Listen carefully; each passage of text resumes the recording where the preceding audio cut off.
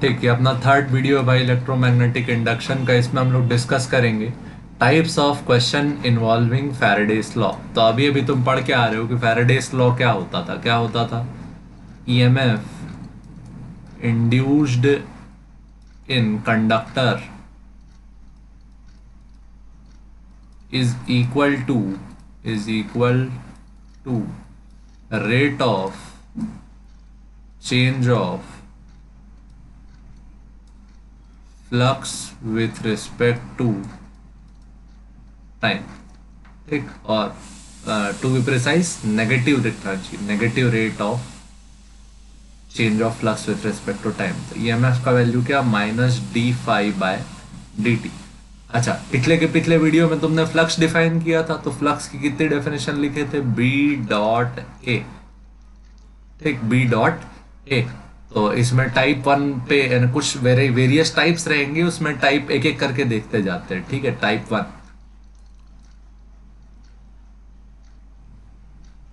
Type one जिसमें B का value दिया है, मान लो तुमको 3t² आई कैप प्लस 4t² जे कैप। ये दिया है मैग्नेटिक फील्ड, क्या दिया है, magnetic field crossing through, crossing through a circular circular ring of area 4 meter square if ring lies in x z plane, find EMF induced at t equal to 1 second। ये अपना question है। ठीक है, जैसे ही question लिख लिए, तो यहाँ पे देखो अपने को एरिया भी दिया हुआ था क्वेश्चन में, एरिया भी दिया हुआ था क्वेश्चन में 4 मीटर स्क्वायर। अब यहाँ से थोड़ा सा हम लोग को बुद्धि लगाना पड़ेगा कि जो अपनी रिंग है वो कौन से प्लेन में है, एक्स और जेड प्लेन में है। ठीक, तो ये एक्स रहा होगा और ये जेड रहा होगा। अपन थोड़ी देर पहले पढ़े थे कि जो एरिया वेक्टर होता है वो परपेंडिकुलर टू द प्लेन होता है। तो एक्स एक्सिस और जेड एक्सिस के परपेंडिकुलर कौन सा एक्सिस होता है, वाई एक्सिस। तो इसका जो एरिया वेक्टर बनेगा ये कौन से एक्सिस में बनेगा, वाई एक्सिस। मतलब कि जो चिन्ह यूज करेंगे वेक्टर का वो कौन सा होगा, 4 मीटर स्क्वायर अलॉन्ग जे कैप। ठीक, तो यहाँ देखो तुमको बी भी पता है, यहाँ तुमको ए भी पता है। तो मैग्नेटिक फ्लक्स का फॉर्मूला क्या पढ़ के आए हो, बी डॉट ए। बी का वैल्यू क्या, 3t² आई कैप प्लस 4t² क्या, जे कैप डॉट 4 एरिया वेक्टर क्या, जे कैप। अब देखो आई और जे का मल्टीप्लीकेशन होगा तो ये 0 रिजल्ट देगा, जे और जे का मल्टीप्लीकेशन होगा तो ये रिजल्ट क्या देगा, 1। तो आई वाले टर्म का तो कोई फायदा ही नहीं है। मैग्नेटिक फ्लक्स सिर्फ किसके कारण होगा, जे के कारण। तो 4t² इंटू 4 जे कैप डॉट जे कैप। अपने पास पता है जे कैप डॉट जे कैप क्या होता है, 1, लेकिन आई कैप डॉट जे कैप क्या होता है, 0। इसलिए पहला वाला 0 हो गया और दूसरा वाला 1 हो गया। तो ये 1 हो जाएगा, तो मैग्नेटिक फ्लक्स यहाँ से तुमको क्या मिला, 16t²।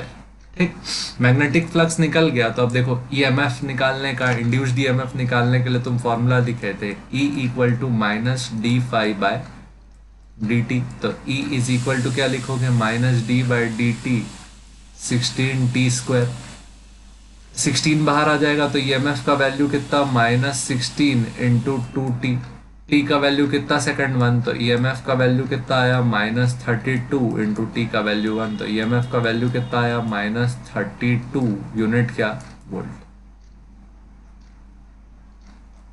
ठीक, ये हो गया तुम्हारा इंड्यूस्ड ईएमएफ जब तुमको मैग्नेटिक फील्ड और एरिया किस फॉर्मेट में दिया हो, वेक्टर फॉर्म में दिया हो। इससे रिलेटेड क्वेश्चन ना और मिल जाएंगे तुमको, लिंक कर दूंगा बाद में वीडियो में।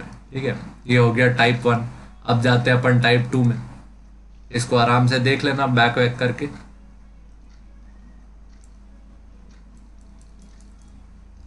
इसमें चलते हैं टाइप 2। टाइप 2 क्या हो गया, देखो फ्लक्स का वैल्यू क्या था, मैग्नेटिक फ्लक्स का बी डॉट ए, ठीक, बी डॉट ए, तो इसका वैल्यू क्या आएगा, बी ए कॉस थीटा, क्या आएगा, B A cos theta.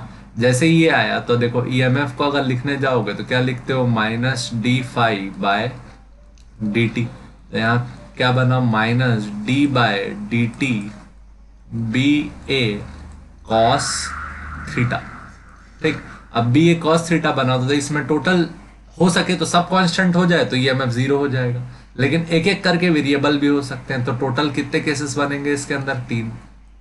Case 1, B is variable, मतलब मैग्नेटिक फील्ड चेंज हो रही है, variable magnetic field, variable magnetic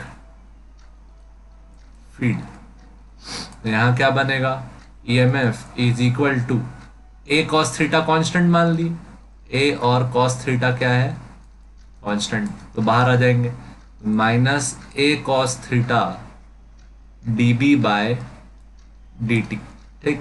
दूसरा केस, केस 2, केस 2 क्या हो जाएगा, area is variable, area is variable, B और कॉस थीटा क्या हो जाए, कांस्टेंट,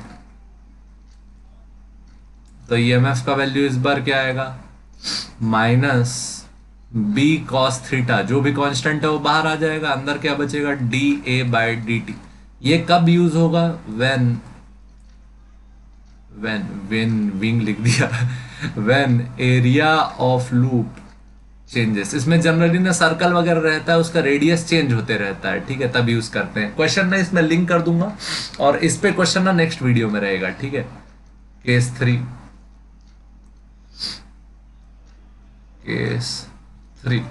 केस 3 क्या है, बी और ए दोनों कांस्टेंट है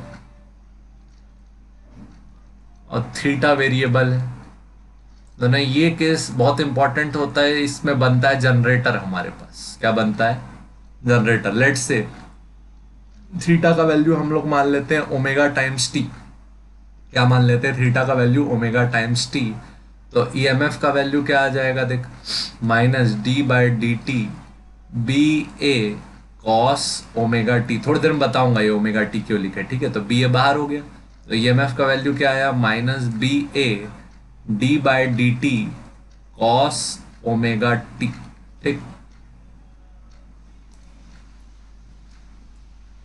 तो minus B A cos omega t का डिफरेंशिएशन क्या हो गया, minus sine omega t into d by d t omega t, पहले बाहर वाले फंक्शन का कॉस का क्या होता है, माइनस साइन, फिर उसके अंदर वाला फंक्शन ओमेगा टी, तो d by d t omega t, minus into minus क्या हो गया, इंटू प्लस, तो B A sine omega t into omega t का डिफरेंशिएशन क्या हो गया, ओमेगा, तो ईएमएफ का वैल्यू क्या आया, B A omega sine omega t, ठीक।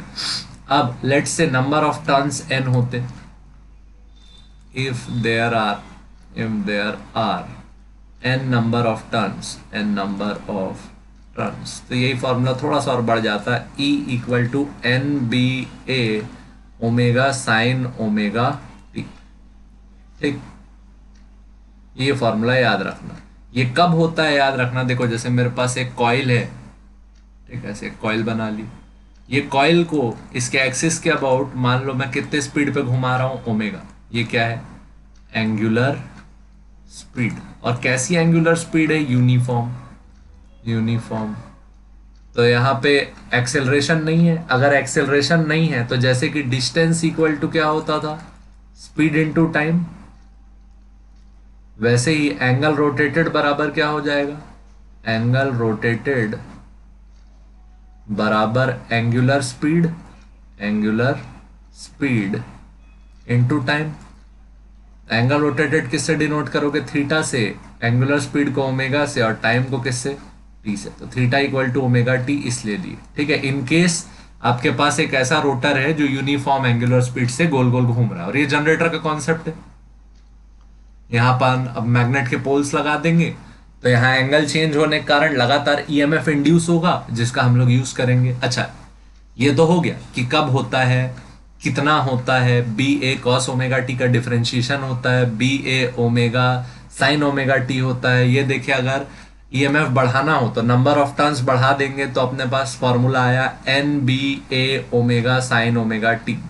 ठीक, एन क्या है नंबर ऑफ टर्न्स, बी क्या है मैग्नेटिक फील्ड, ए क्या है एरिया, ओमेगा क्या है angular speed, sign omega T. यहां से एक ऑब्जर्वेशन देख रहे हैं कि जो अपना ईएमएफ है ये कैसा है, साइनोसोइडल है, मतलब कि साइन थीटा के ग्राफ के अकॉर्डिंग वेरी करेगा। E equal to N B A omega sine omega t. तो इसकी मैक्सिमम वैल्यू क्या हो जाएगी, ई मैक्स की मैक्स वैल्यू हो जाएगी एन बी ए ओमेगा, क्योंकि साइन थीटा की मैक्सिमम वैल्यू क्या होती है 1, और साइन थीटा की मिनिमम वैल्यू क्या हो जाएगी, E minimum equal to minus N B A omega. और जब जब एंगल 0 डिग्री या फिर 180 डिग्री का मल्टीपल होगा तब तब ईएमएफ क्या हो जाएगा, 0। कौन कौन से एंगल पे, at theta is equal to n pi, pi का मतलब 180, तो देख 0 180 360 540 0 180 3, ये हो गया 360, ये हो गया 540, ये जितने भी एंगल है ऐसे सारे एंगल्स जो पाई के मल्टीपल हैं यहाँ पे ईएमएफ क्या मिलेगा, 0। ठीक, और ईएमएफ मैक्सिमम कहाँ पे मिलता है, at theta is equal to N 2n plus 1 pi by 2, मतलब ऑड मल्टीपल